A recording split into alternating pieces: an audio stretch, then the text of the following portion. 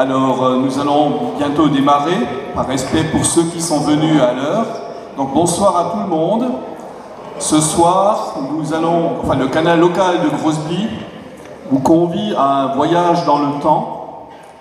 Et nous allons découvrir un petit peu la vie d'autrefois, telle qu'elle était photographiée par Othon Luc, qui a fait un travail remarquable. Et donc, avec Michel Nimsgern et moi-même, nous travaillons donc depuis plus d'1 an sur les archives d'Othon Luc. Et donc, essentiellement, ce soir, vous verrez donc des images fixes, des photos que nous avons numérisées à partir des négatifs, souvent de format 8:8, donc un très grand format, qui donne une excellente définition. Et on va voir des aspects très divers que Michel va vous évoquer rapidement. Alors, donc, il n'y a pas la perfection, vous verrez, on a essayé de faire du mieux que nous pouvons, que nous avons pu. C'était parfois difficile, très difficile même, il y a eu quelques moments de doute, mais finalement le résultat se laisse regarder et nous continuerons ensuite en deuxième partie de soirée avec quelques anciens films que certains ont déjà vus ici. Merci Bernard, je crois qu'il a dit l'essentiel. Simplement, quelques précisions. Nous n'avons pas trié les négatifs, nous les avons simplement classés par thème, où nous allons commencer avec des vues de Crosby, ce qu'on a baptisé paysage blitarien, et puis vont suivre des photos qui retracent un peu la vie associative du village dans les années 50-60, parfois 70, enfin vous verrez. On a parfois eu du mal à situer les époques parce qu'il n'y a aucune date précisée, mais l'intérêt de la chose, c'est de revivre un peu les images du passé de notre village. Voilà, moi je vous souhaite un bon divertissement pour le restant de la soirée et on peut commencer, je crois. Merci.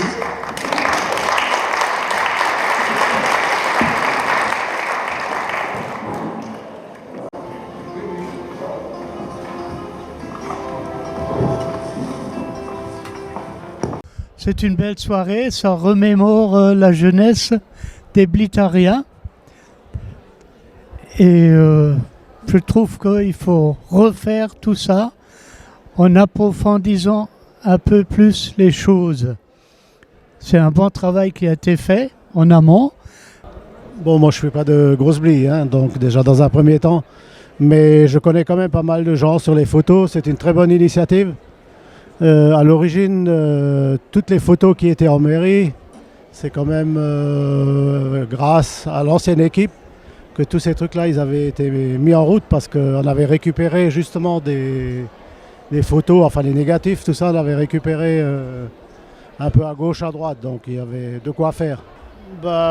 Disons, comme j'étais un ex-sportif, donc j'ai quand même côtoyé pas mal de joueurs de foot qui sont sur les photos. De la centrale également, donc comme j'étais dans pas mal d'associations, donc j'avais toujours un contact assez proche, disons, avec tous ces gens-là, quoi. C'est pour ça, comme la photo qu'il y avait au début avec la centrale, les gens qui sont partis à la retraite, je les ai pratiquement tous connus. Et j'ai déjà, quand on avait fait la conférence sur la centrale, justement, on avait déjà discuté un peu de ça. Et il y a pas mal de photos que j'avais moi déjà et puis d'autres personnes qui m'en ont ramené, quoi. Ça me rappelle le bon vieux temps pour certaines images. Forcément, il y a certains personnages que je n'ai pas reconnus. Ça me prend un peu, comme je suis un garçon de Crosby, et toute ma vie, je ne l'ai pas passé à Crosby, mais une bonne partie. Et ce qui m'a fait le plus plaisir, c'est de voir ma sœur à son mariage. Il y a 50 ans exactement. Voilà. Et moi je trouve que c'est une très bonne initiative. En plus j'ai bien connu M. Othon Luc, qui était un photographe reconnu, et puis il jouait de la musique. Pour moi ça me fait un grand plaisir. Voilà. Et de revoir aussi des vieux camarades, et ça fait toujours plaisir. Mais encore une fois, je voudrais dire que tout le travail qui a été fait et qu'on n'a pas jeté ça à la poubelle. Parce que ça aurait aussi bien pu partir à la benne. Hein. Comme personne ne savait trop ce qu'il y avait dans les cartons. Et un beau jour, quelqu'un a jeté un œil là-dessus. Et effectivement, ils ont vu que c'était un trésor du patrimoine de Groesbeek. Et je suis fier d'être un blitarien. Voilà. Ce qu'on a vu ce soir, c'est très bien. C'est quelque chose qui retrace un peu l'historique, qui nous remémore un peu de ce qu'on a pu oublier. Et c'est pas mal, comme je l'ai expliqué. J'en ai aussi des vieilles photos que je vais pouvoir distribuer également pour qu'ils puissent en tirer pour en faire un autre reportage. Je pensais que peut-être on verrait quand le drapeau de la Société des mineurs a été inauguré, aux alentours de 1956. Mais malheureusement, à l'époque, ce n'était pas encore ça. J'étais venu, originaire de Spicheren, et j'étais venu de Spicheren justement ce jour-là quand le drapeau a été inauguré. Et puis, étant un jour président de cette association de mineurs, hein, je ne l'aurais jamais pensé à l'époque. Donc maintenant, ça fait 56 ans que je suis à Groesbeek et ben voilà, le temps passe et on voit des amis déjà depuis 50 ans que j'ai vus aussi ici. Une soirée très riche en émotions, exactement, hein, oui, c'est vrai. Hein. Je faisais partie de l'association des arboriculteurs. Hein. J'ai vu les anciens des arboriculteurs encore. Hein. Moi, je suis venu après, à partir de 64, mais je les ai encore connus. Voilà. Bien, écoutez, nous sommes ravis. Enfin, moi, pour ma part, je suis content de voir que la population a répondu et surtout qu'elle n'assiste pas passivement à la projection, mais qu'elle participe de vive voix et qu'elle échange pas mal en découvrant des photos du passé. Voilà. Bernard ? Oui, je n'ai rien à rajouter. Michel a tout dit. Hein, donc, je suis très satisfait aussi de la réaction du public qui réagit très bien par rapport aux photos et on sent qu'il y a un intérêt. Donc, je pense que cette durée, on pourrait, si on disait une centaine d'heures, ou peut-être même plus, on est certainement très près de la réalité, peut-être même plus d'une centaine d'heures, je dirais. Numériser des images, bon, c'est un acte qui demande un certain temps. Il faut découvrir le négatif, l'adapter au format de la numérisation et ensuite le passer dans la machine et régler le résultat et l'enregistrer. Voilà.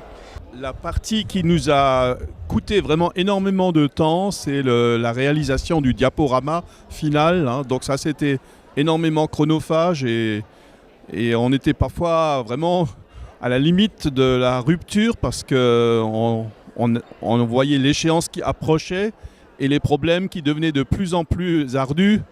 Et heureusement, Michel s'est énormément investi et il a trouvé une solution qui finalement est satisfaisante vu la qualité du fondu enchaîné que nous présentons ce soir. Et combien vous avez touché là pour montrer plusieurs fois le magasin à sa mère là?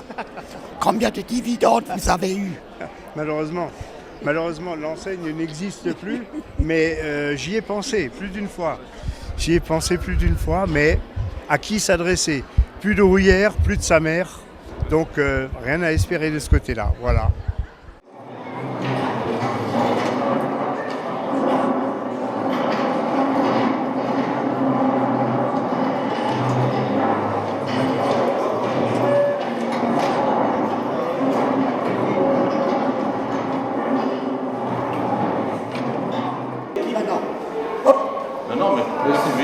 Au cadrage, François Troyano. Avec le format du journal maintenant, on voit pas. Au micro, Aurélie Linder.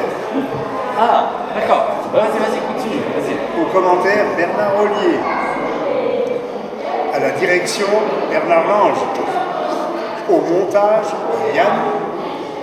Bref, je vais faire. Je sais pas si Cadre, François Troyano. J'avais commencé par lui. Il est de Borov cadre. je le regarde. Et co-commentateur Michel Bouzguerne, notre serviteur. Merci. Bonne soirée. Good night. Bien.